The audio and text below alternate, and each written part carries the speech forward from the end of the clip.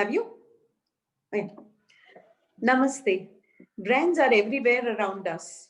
Brand management today is a critical and most important area for almost all companies. Brand management for management professionals is also an exciting area. And today we are starting a new series of episodes on brand management. With our first episode today being brand management, its meaning and scope.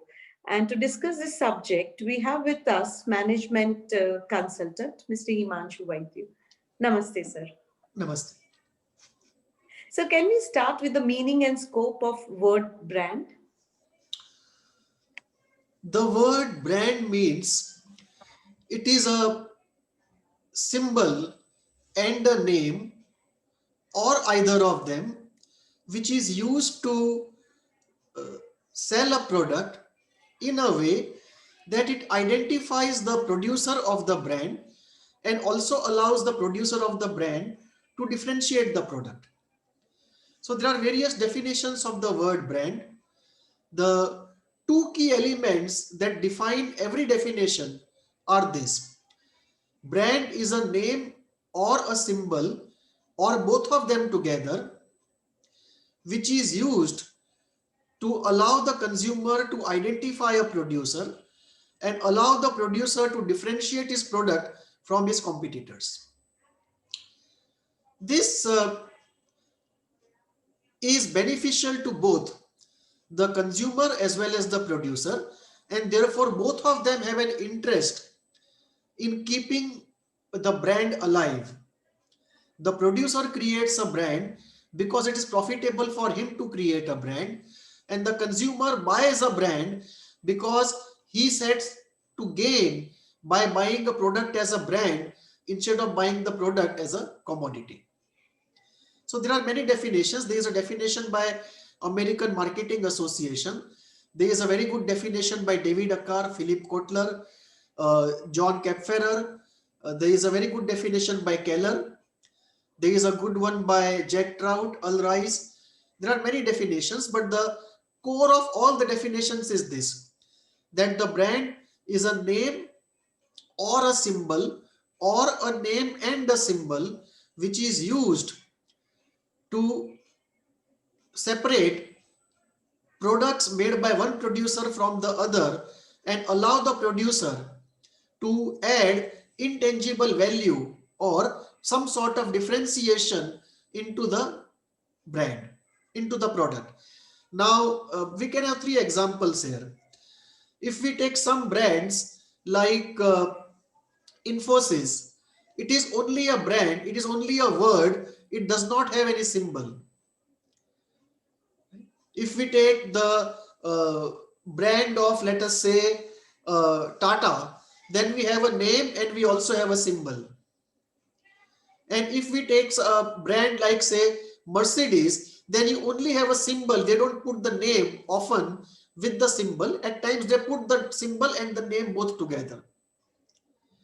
Similarly, if you look at Mahindra and Mahindra today, you have the three M's, the M with three legs, and they put only the symbol at times, and at times they put the symbol and the name together.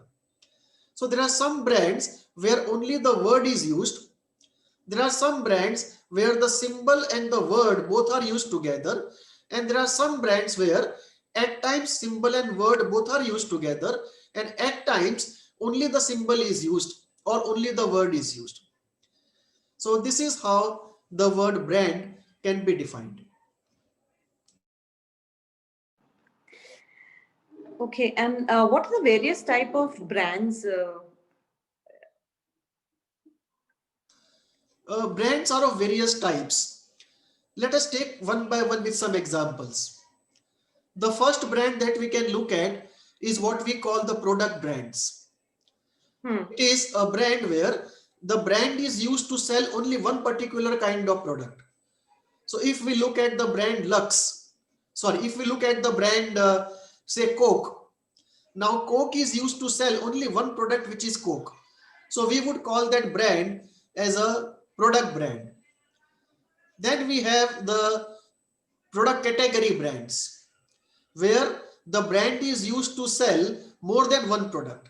So when we look at Lux, Lux is used to sell soaps and Lux is also used to sell shampoos.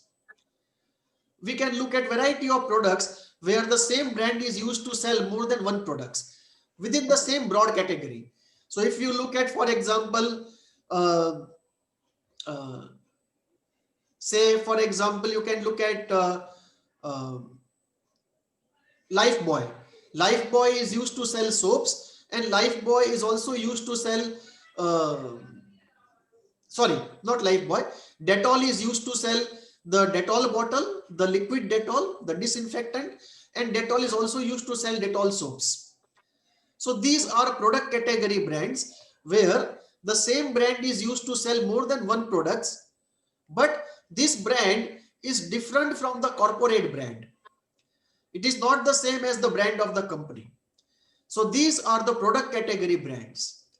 The third type of brands are the corporate brands, where the corporate name is used to sell products. So if you look at Samsung, if you look at LG, if you look at Toyota, if you look at Hitachi, the company name itself becomes a brand, and the same Samsung brand is used to sell phones, washing machines, refrigerators, and so on. So the same brand is used to sell many products like the product category brand, but this is a situation where the company name is used. So these types of brands are what we call the corporate brands. Then we have uh, brands which are designer brands. So designers create brands on their own names.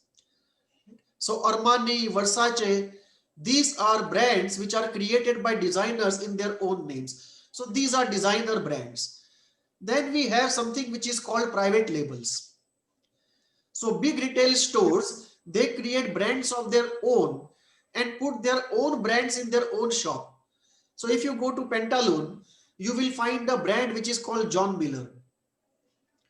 Now John Miller is a brand which is created by the store itself. So the store name is Pantaloon. It creates a brand called John Miller and puts it for sale in their own showroom. Similarly, if you go to Amazon.com, Amazon has created a brand which is called Solimo. Solimo or Solima, something of that sort. So they sell a lot of products under this brand name. So these are what we call our private labels. And then we have collective brands. Collective brands are not owned by an individual, but by a group of people or community. These collective brands are not owned either by individuals or by companies. For example, take the brand Amul. It is owned by thousands of people who constitute the cooperative. Take the brand which is called Basmati rice. So the word Basmati is owned by thousands of producers in India who produce Basmati. Take the brand Khadi. Khadi is owned by hundreds of people working in Khadi and Village Industries Corporation. So these are the brands which are supported by the government or created by the government, or community comes together to create a brand, or many industries come together to create a brand. And these brands are called collective brands because they are not owned by any individual or any one company. Right? So these are called the collective brands. So there are various types of brands: the product brands, product category brands, corporate brands, private labels, collective brands. And you will see broadly, some brands are focused on one product and some brands are used to sell more than one product. When a brand is used to sell more than one product, we say brand extension has been practiced.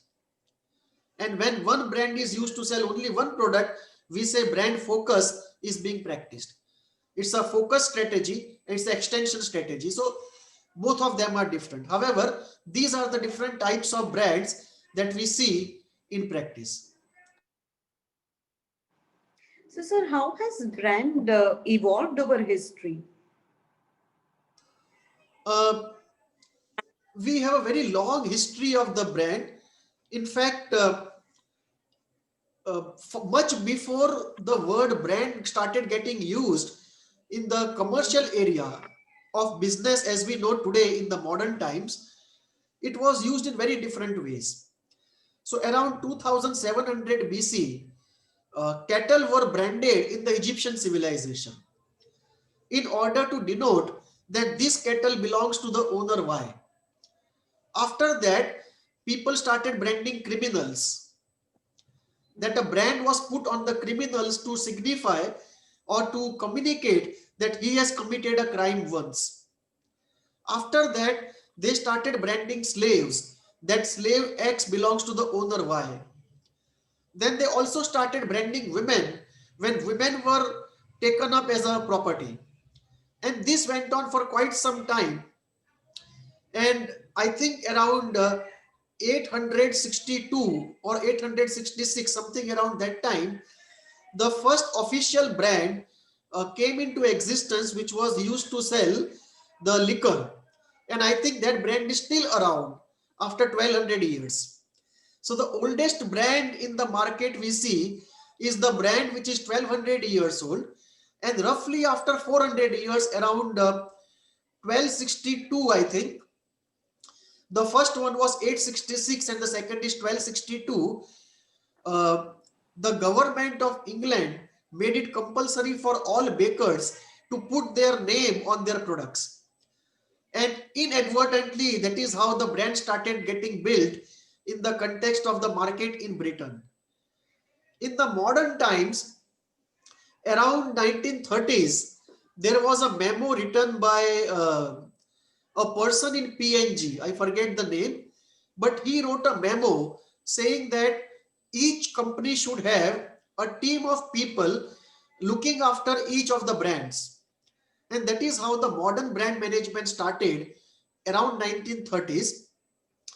But the real spread of the brand management as a area started with mass media.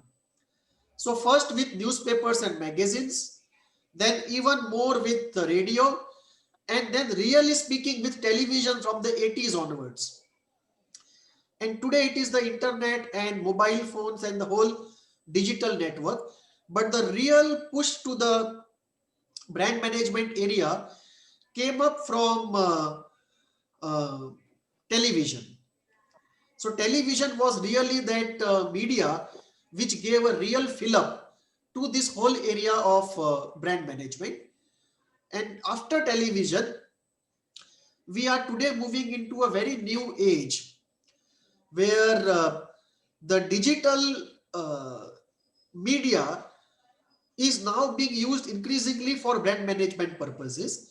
And this creates a very different scenario from the scenario that we have seen in the age of the TV.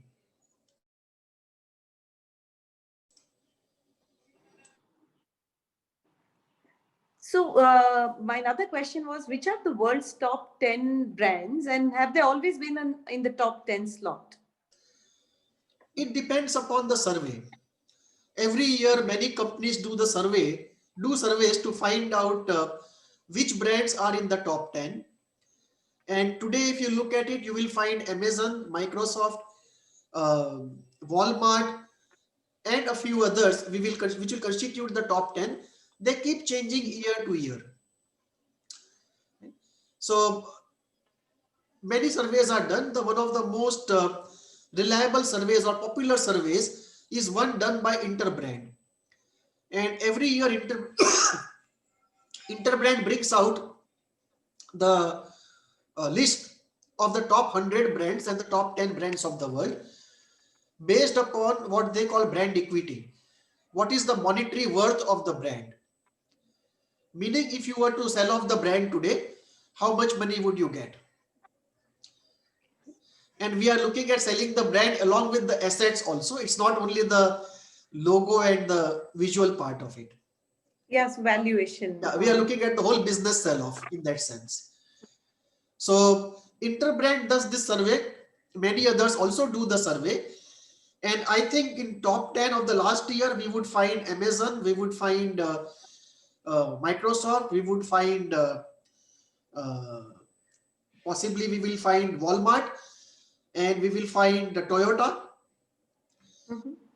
We will find General Motors, something of that sort, but it will vary from survey to survey. Right? Now, what is important is not that who is in the top 10, which year, because this is very dynamic situation.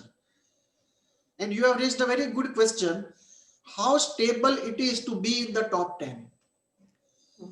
And there was a very important study which looked at 1925 to 1985, 60 years. And they tried to find out that in 1925, which were the top 10 brands. And in 1985, how many of them were still top 10? And they realized that there is a high degree of mortality. And the top 10 keeps changing. And if we look at a 50-year period, there is a change almost of 80% in the top 10. Like if you were to look at top 10 of 1950, Microsoft would nowhere be there. Amazon would no longer nowhere be there. Even as late as 1990, Amazon would not be anywhere. It would still be a startup. And today, Amazon, Facebook, nobody would have heard of in 1975. So it's a very dynamic situation, and every year the list of top 10 keeps changing. And it's not easy to continue to be a leading brand for an extended period of time. This study was done, I think, by BCG, Boston Consulting Group, and I think they found out something interesting that if we look at the mortality, if we look at mortality over a period of time, then they have found out that the best of the brands survive easily for 50 to 75 years, and the real mortality happens between 75 years to 100 years. So if we look at all the brands which have survived for more than 25 years and which have been somewhere in top 100 or top 200 of the world, if we study them, and this study took into account almost 5,000 brands, I think 4,923, something to be exact on that point, but roughly 5,000. And they found out that only 10% of brands survived 100 years. And approximately 50% of the brands, they survived between 50 and 100 years. And it was easier to survive from 50 to 75, more difficult to survive from 75 to 100. Sure. Okay. So that is how we look at the chronological continuity of leading brands across the world. It is not easy to create a brand which is in the top 500 of the world, and even more difficult to continue to be there. Right. So, sir, what do producers and consumers gain by engaging in brand commerce instead of commodity commerce? Obviously, brand is not something which comes about by a law of nature. It takes two to clap. So a brand exists because the producers want it to exist and the consumers want it to exist. It's a win-win for both. Now, what do the producers get by creating the brand? So let us look at both the parties. What producers get, what consumers get. And because both of them have something to gain, brands continue to exist. Otherwise, you can sell products very easily as commodities also. Yes. You don't have to necessarily create brands. If we look at economies which are not very developed, most of the commerce happens as commodity commerce. So it is not something in the law of nature that a brand should exist. The brand exists because it's a social phenomena, and both parties, the producer and the consumer, support the existence because both stand to gain. Let us look at the gains. First, the producer. the producer is able to label his product that this is made by me so that he is not blamed for bad quality of somebody else. Second, if he produces good quality, customers will return to him and he will get a profit out of his good performance. Right. Three, he gets legal protection. Nobody can sell their products under his name. So counterfeit products cannot be sold under the name of a good quality product. Four, he is able to charge a premium because of his quality. Fifth, he gets repeat purchase. Sixth, he is able to add intangible value. So this will come to slightly later. Like when you buy a Mercedes, you buy it because of good quality, which is the objective parameter. And you also buy because of status, which is a subjective parameter. The subjective parameter is called the intangible value. So the intangible value is the value related to aesthetics. It is related to experience. It is related to status. It is related to social standing and so on. Okay. So he is able to add the intangible value into the product. And lastly, not lastly, he is able to create wealth in terms of the brand, because the brand also is a form of a wealth. It's a form of property. So if you have a brand, right, you can sell the brand at say $1 billion or $2 billion. It's a form of property. And lastly, if it comes to mergers and acquisitions, if you do not have cash to buy the company, you can actually swap brands. So you can put brand valuation also on the table when you are looking at mergers and acquisitions. Similarly, your market capitalization also is influenced by the value of your brands. Okay. So these are all the reasons why producers want brands.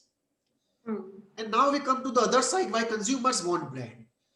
First, consumer knows who is a good producer, so he does not go and buy from somebody who has not given good quality. Second, he can patronize people who are giving good quality. Third, if he is cheated, he can go to the court of law and get himself justice because he knows who is the producer. Fourth, he is able to consume the intangible value which is created around the brand. Okay. And fifth, he can become a loyal customer and he can join some loyalty program if he likes the product and get extra benefits out of the loyalty program. So all these are the reasons why the consumer wants a brand. So there are a set of reasons why producer wants a brand. There are a set of reasons why consumers want a brand. And because both parties have common interest, brands come into existence and brands survive. Absolutely. So, sir, how is advertising related to brand management, and are both the same or is it different? Both are different. It is a misnomer. For a layman, often the confusion is a layman thinks advertising is the same as brand management. But in fact, advertising is only one small part of brand management. True. Brand management is a much wider area in which we look at brand strategy, we look at brand communication, we look at brand public relations, we look at events, we look at brand equity assessment, right, and so on. So out of all these areas, there is only one area, which is the area of brand communication, in which advertising is an important part.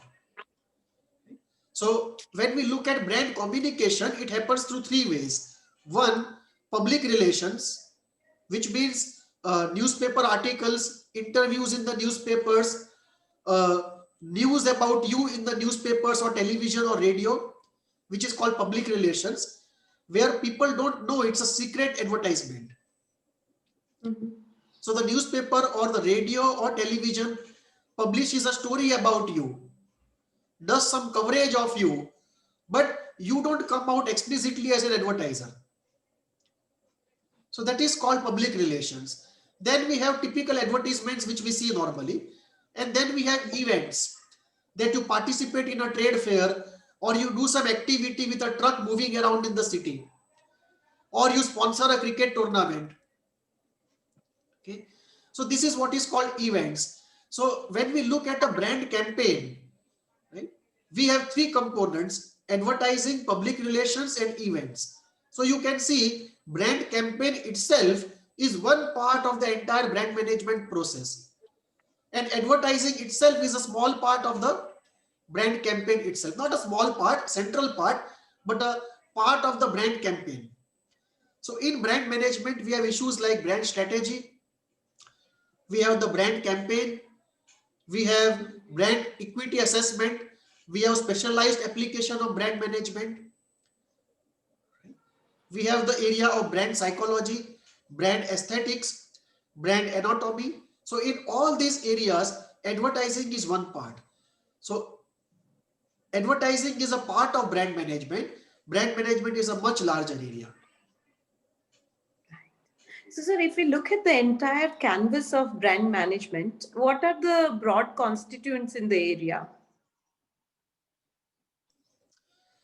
If we look at the whole canvas of brand management, uh, we have starting with brand strategy. So brand strategy is a very important area. Then we have the brand campaign. How do you create a brand? Then we have brand maintenance, where again brand campaign is involved and partly brand tactics are involved. Then we have the brand psychology, or the brand psychology part of it, how to understand the consumers. What happens in the mind of the consumer? How does a brand get built?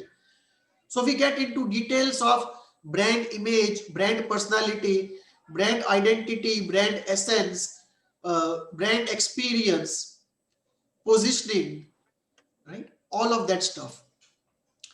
Then we look at the organizational brand culture, right? How brand management process is happening within the organization.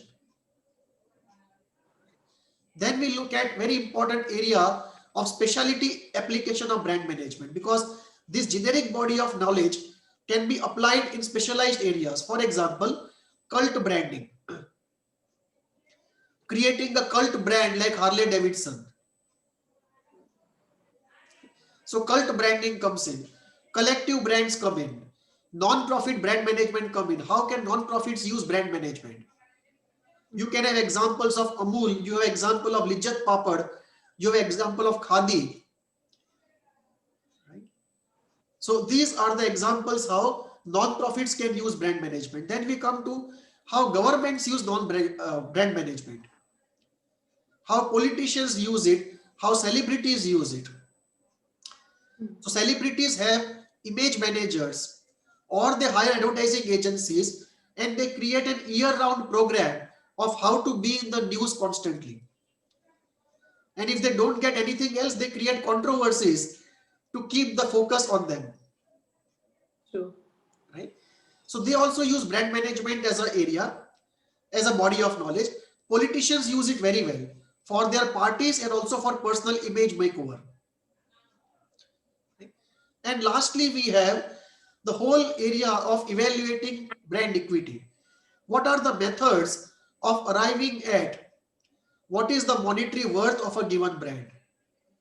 Right? So if Interbrand says that the Amazon is today worth, let us say $1 trillion or something near to it, what is the basis on which they arrive at this figure? Or if I have to sell off, let us say I have to sell off the brand Lux today, then how do I arrive at what is the monetary worth of the brand Lux? So this is the area of brand equity evaluation, very complicated area, but very important area. So these are the broad areas. And yeah, in specialty areas, I forgot two things. How to create a low cost brand for small and medium industries. That's a specialty area. And very importantly, how to create a brand for companies which are not into consumer products. For example, a company is making, let us say, compressors which are used in refrigerators. Or a company is making, best example of a industrial product branding, you can look at Intel. Intel is a component which is used in the PCs, but the Intel brand actually is stronger than the final product brands. True. So this is what we call is the ingredient branding, or constituent branding, or industrial branding. That you brand a product which is not the final product, it's a part of the larger product. So these are all the so these are so these are all the areas which constitute the whole canvas of brand management. Sorry, you were saying something. Yeah, I was just asking you another question, as in, how about non-profit organizations? Is branding, can branding be done there as well? Yeah, very much so. And non-profit organizations can use the knowledge of brand management in two ways. One is to sell their products. And of course, they are selling the product not to make profits, but to give that income to low-income communities they are trying to serve. Okay. So if they are, let us say, a non-profit is working with handicraft cluster. Right? So instead of selling the handicraft products as commodities, they can sell it as a brand. Okay. And this we can always look at. For example, what is the difference in commodity and a brand? Suppose you are buying salt. You can buy salt from a hawker. You are buying it as a commodity. The same salt, if you buy as Tata Salt or Captain Cook, you are buying the same product as a brand.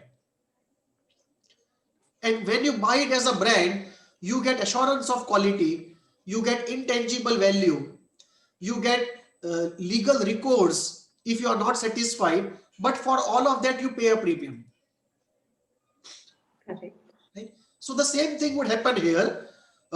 If non-profits are working with a low-income community and that community is making some product, you can create a brand and sell the products under that brand and get a better price and then pass it on to the low-income community.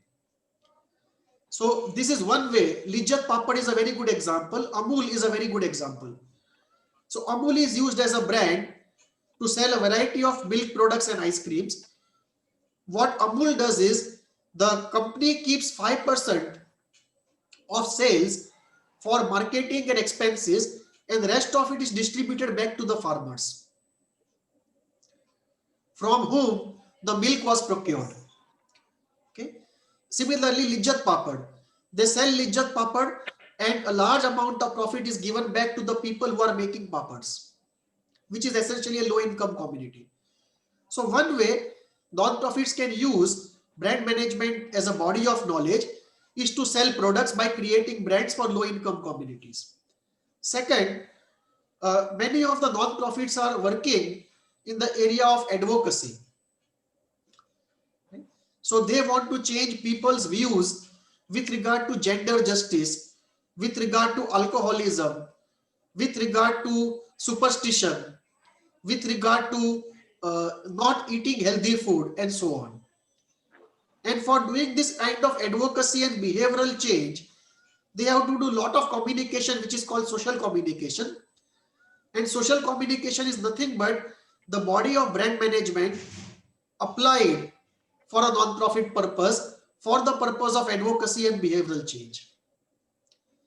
So these are the broad ways. Yeah, you can use brand management for non-profits. Yes. Okay. In that case, you buy a purpose. Yes. Brand management is to get a purpose. Yes. Would you want to elaborate more on the politicians and the celebrities using brand to their favor? Yes. So not recently, but I think in the last 20 years, this has caught up. that celebrities and politicians use brand management as a body of knowledge. They call it image management. And there are boutique firms which specialize in image management consultancy. And these consultancy firms help people create brands and maintain brands as people. So political parties, politicians, film celebrities, sports celebrities, all of them have, not all of them, but most of them have image management consultants. And they use the same body of knowledge to create a brand of their own. And these brands are what are called social brands.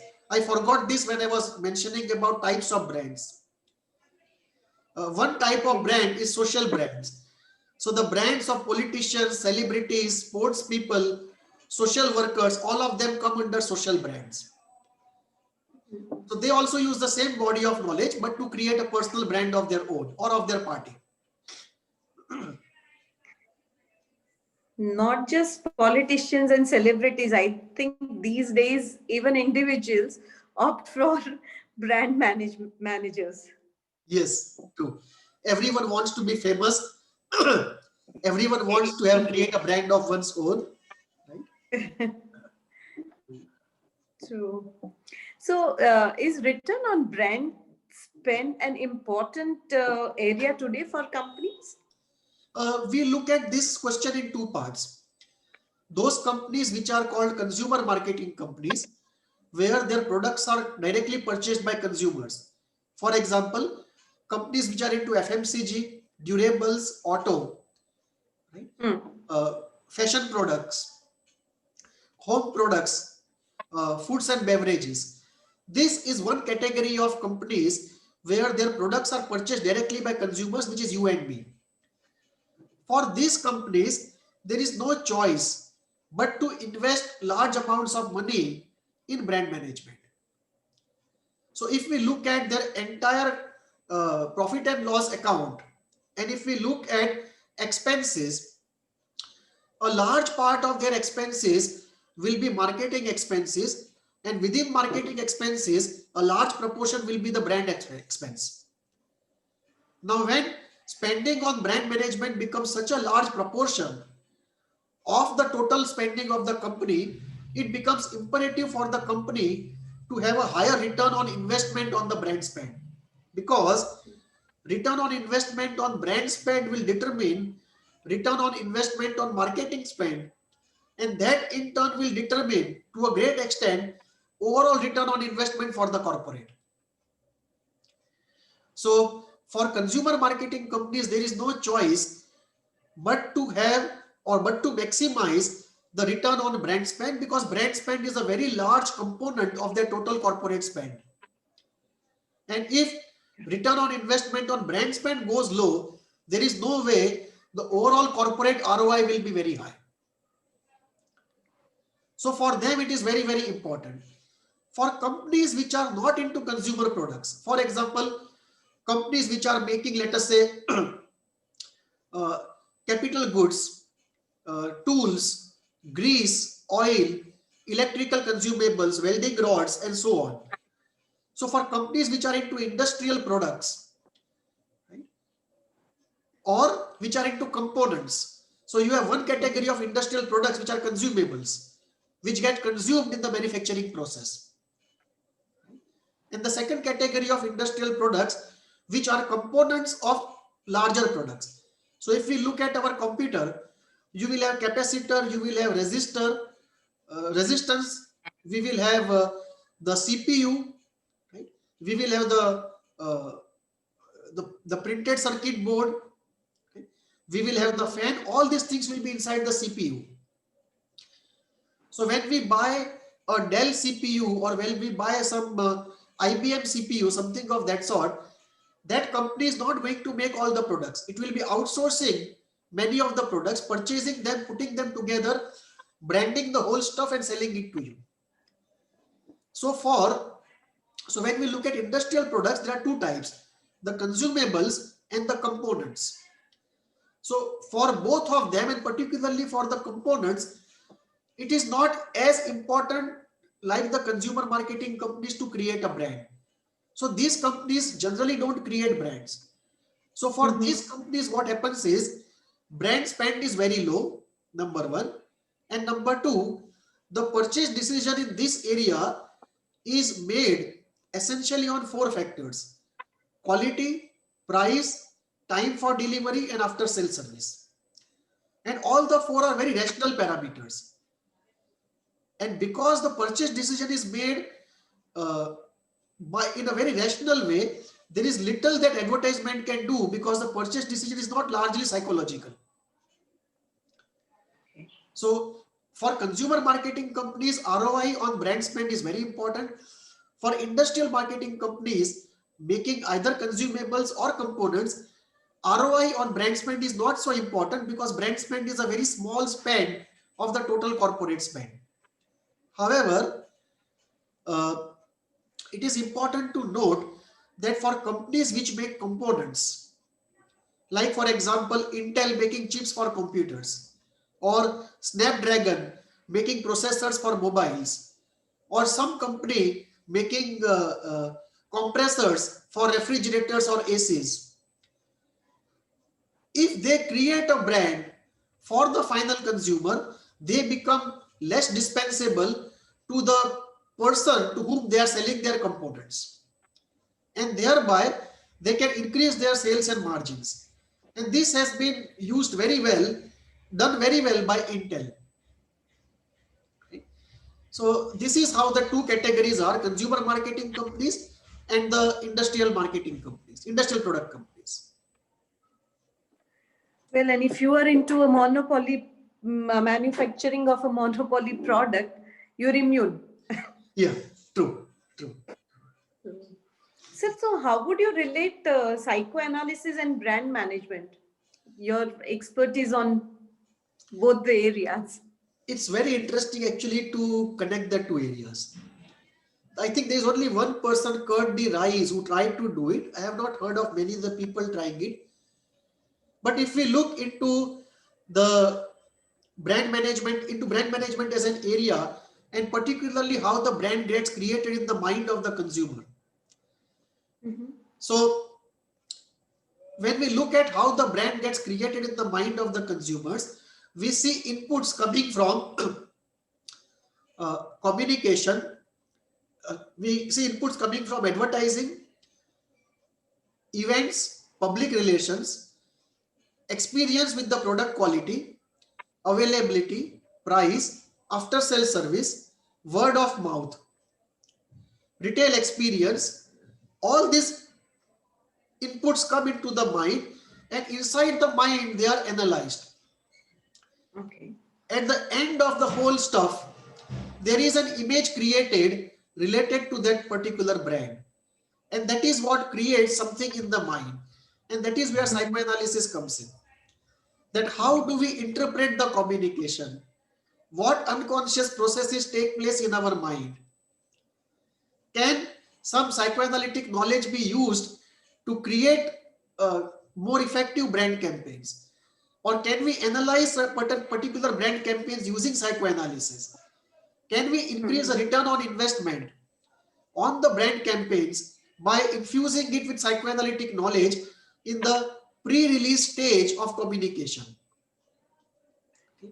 So when the consumer testing is being done by the advertising agency, before the communication is released, can we put psychoanalysis there? After the campaign is released and we are doing campaign effectiveness study, can we put psychoanalysis there? So this is a very important area of how the unconscious mind plays a role in interpreting the brand, and based upon that, how a brand gets created in the mind of the consumer. Take two examples. One example is of Old Spice, the mark of a man. That is playing upon the very macho, very Oedipal fantasies that are in every man's mind, to be a strong, tough, courageous, brave, enterprising, adventurous, risk-taking kind of a person. And particularly for a teenager, the Old Spice advertisement is a very aspirational stuff, where the boy is longing to activate his own masculinity. Okay. So the mark of a man, the Old Spice ad, is a very aspirational thing for somebody trying to activate his own masculinity.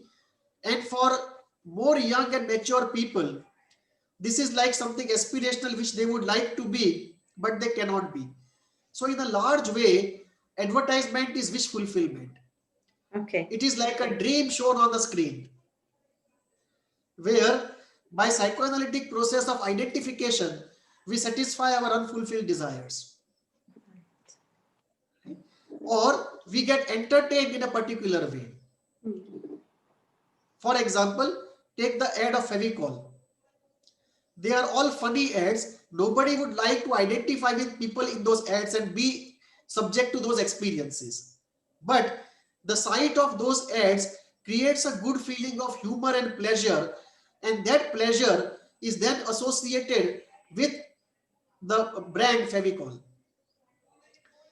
Take the third example.